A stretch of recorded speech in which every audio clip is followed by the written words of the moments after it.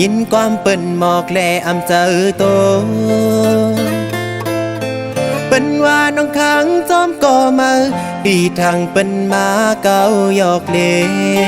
ศพเตยุ่มโคกยอก้อยลมแหนงไว้เนอเจอตบยาเตอตาเยาเจอปีเตคือเด่นคือห้องคือให้ก้อยกาห้องให้อำออกเสียงลายก้อยไล่อดเยินเอามองเจอก้อยก็เลี้ยวน้องตั้งผิดปีก้อยก็ปีอำมีเงินคำลูไปเลยน้องเส้นทางน้องงานไปพี่ควางปั่นอยู่อำเป็นสังก็เปิดปีอำมีกำกู้โซจุงจันเอาน้องลายย้อนสู้เป่าอยู่จะเดมาเฮอปีและน้องขึ้นโฮมกันเตรียมปั่นเพอมาเก้ายาไหลจันในปิเตหาต่างลูเสยย้อนสู้ไว้กูยา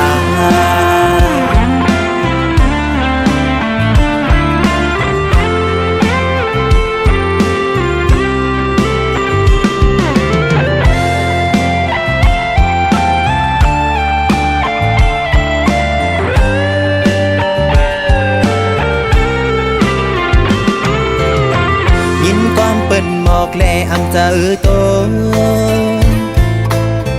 เปิ้นว่าน้องขังจอมก่อมาปีทางเปิ้นมาเก่าหยอกเล่ศพเตยุ่มโค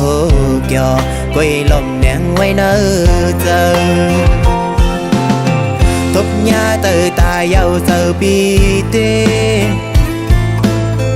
คือเด่นคือห้องคือให้ก้อยกาห้องให้อำออกเสียงลายก้อยไล่อดเยินเอามองเจอก้อยก็เลี้ยวน้องตั้งผิดปีก้อย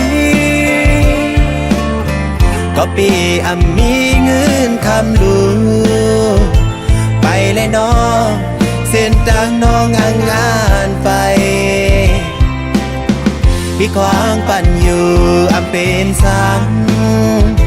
ก็เปิดปีอำมีกำกู้โซจุงจันเอาน้องลายย้อนสู้เป่าอยู่จะเดมาเฮอปีและน้องขึ้นโฮมกันเตรียมปั่นเพอมาเก้ายาไหลจันในปิเตหาต่างลูเสยย้อนสู้ไว้กูยา